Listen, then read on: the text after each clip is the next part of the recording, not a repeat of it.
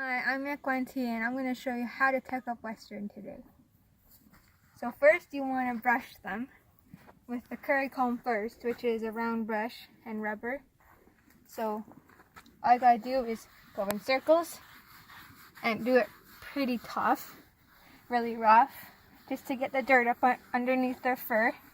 And go all the way underneath. Not on their legs though, because their legs are more sensitive. But you can, if it's rubbery, you can do it on their legs. But yeah, you want to just do it all over them. Make sure you do both sides, because it's important to get all the dirt off, so they are not uncomfortable underneath the saddle. Next, when you're done that, you use the hard brush, which is hard bristles, not soft. Soft bristles you can tell, but hard brush is pretty hard bristles, plastic bristles. So I'm going to go from their neck all the way where you put the curry comb and get all of the dirt off. This flicks the dirt off.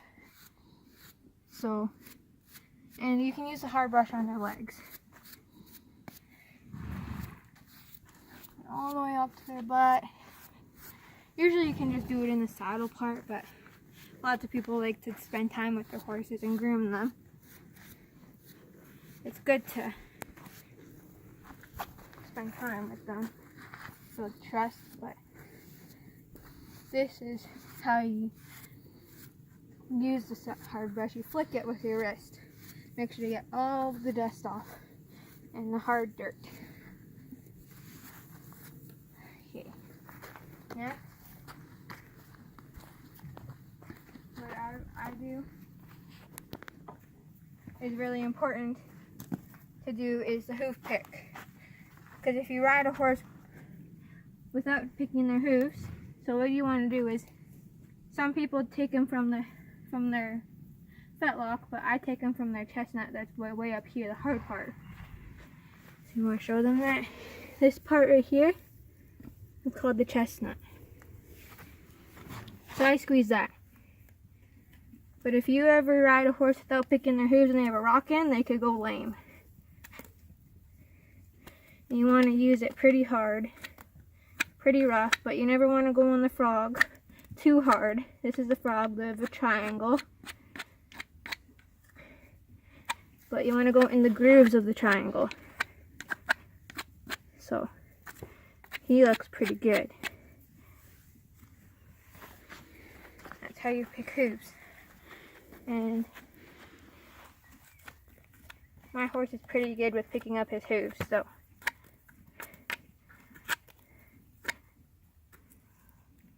this is just how I do it. Some people do it differently.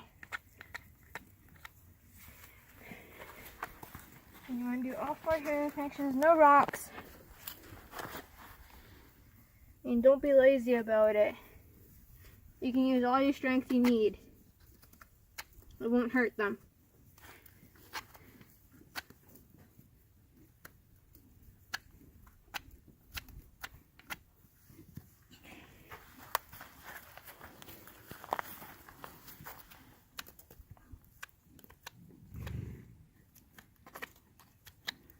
There we go. So now we're going to start tacking up.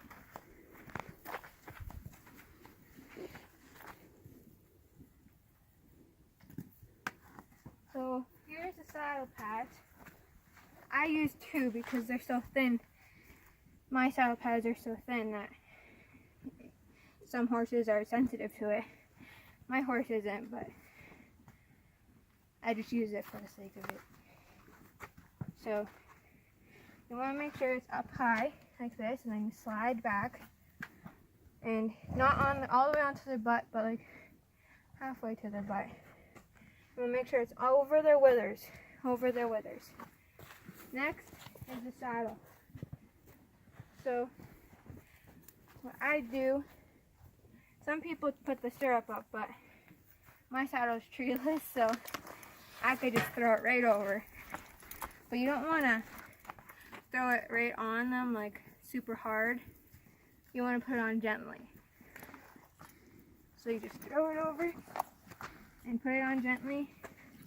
Bring the saddles up, saddle pads up, slide back. Make sure it's fitting in the right spot. And yeah, so next you want to drop the girth and the breast collar. Take the guider down. And next, you first want to put up the girth, because the girth will keep the saddle in place if you do other stuff. So you want to make sure it's a hand, because you don't, if you were a horse, you wouldn't want the girth right up in your armpit. So a hand right here. So there you go. So first you go through this first loop on the girth. And you want to go through the second loop up here on the saddle. And you go around again through the girth. And you pull up. Make sure it's tight. Not too tight though. I don't know how too tight is, like how to explain it. But sometimes they'll hold their breath and keep it so it'll like, they'll hold their breath so it doesn't go too tight on them, and then they'll breathe out and then this will go loose. Next, we would regularly do a back cinch if you had one. If you're barrel racing, you'd have a back cinch, but this is just a trail saddle, so we don't really need a back cinch. So next we would do the breast collar. So you take this, go up to the D-ring attached to your saddle. If you don't have one, you would go to the pommel.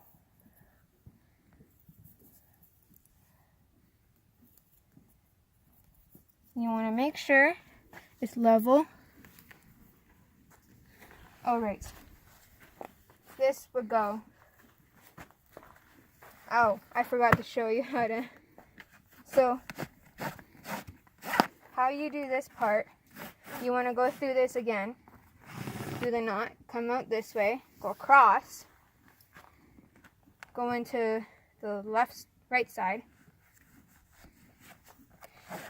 and then make sure there's enough space to put your legato down, in, as you saw, and just pull, just like a tie. Looks like a tie at least. And then you put it up through here.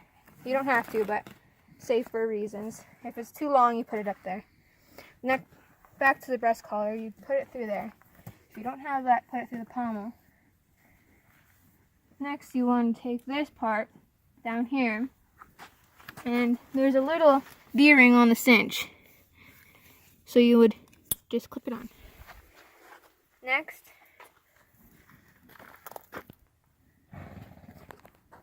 you want to do the bridle, but if you're doing groundwork first, you don't want to do that. So drop the reins down. You could either undo him, which he's really good at staying, so, but some people put the reins over their neck like this and they'll hold them. So I'm just going to do that. He's really good at staying. So what I'm going to do is take my hand in between their ears, grab the bridle in the middle, and you're going to take this, hold it like this, index finger on the outside, thumb in the inside. You want to take your thumb and your middle finger, squeeze the inside of their mouth where they have no teeth, and they'll open up. Just like that, and pull up when they open up. Pull up.